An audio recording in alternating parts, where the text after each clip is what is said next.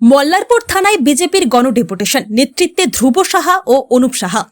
বীরভূমের মল্লারপুর থানায় ভারতীয় জনতা পার্টির পক্ষ থেকে একটি গণডেপুটেশন কর্মসূচি অনুষ্ঠিত হলো।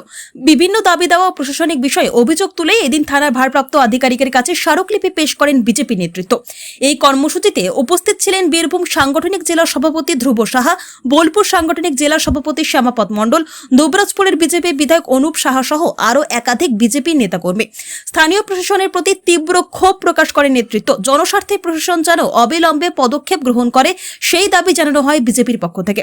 পুলিশ প্রশাসন স্মারকলিপি গ্রহণ করেছে বলে জানা গেছে। শান্তিপূর্ণভাবে শেষ হয় এই কর্মসূচি। আজকে আমাদের মল্লারপুর থানাতে 9 দফা দাবি নিয়ে একটা গণডেপুটেশন ছিল। এই থানা বিগত দিনেও দেখেছেন যে ভারতীয় জনতা পার্টি কর্মী কার্যকর্তাদের উপর আলাদা রকম নিয়ম চালু করে। তার পরিবর্তন কিছু আজও হয়নি। এই থানা তৃণমূল এলে একরকম, বিজেপি এলে আর এক রকম। এই নীতির বিরুদ্ধে আমাদের আজকে মেন লড়াই। এবং সব থেকে সর্বোপরি এখানে যে 3 জন ছেলেকে নিয়ে যেটা পুলিশ করলো, সিনেমা কায়দায় যেটা করলো, এর আমরা তীব্র প্রতিবাদ জানাচ্ছি। কতটুকু অন্যায় কতটুকু ন্যায় এটা দেখতে গিয়ে পুলিশ যেটা করেছে সেটা খুব অন্যায় করেছে, ঠিক করেনি। 3টে অল্প বয়সী ছেলে, তাদের বিরুদ্ধে ডাকাতির কেস দিল। আমি বলছি ডাকাত ওরা নয়।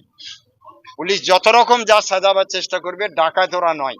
মূল ডাকাত এখানে পুলিশ ধরতে পারে না। মূল ডাকাত তৃণমূল দলের আশ্রিত, তাদের গায়ে হাত দিতে পারে না। আর সেই ডাকাতদের সাথে থেকেই পুলিশ সাপোর্ট করে।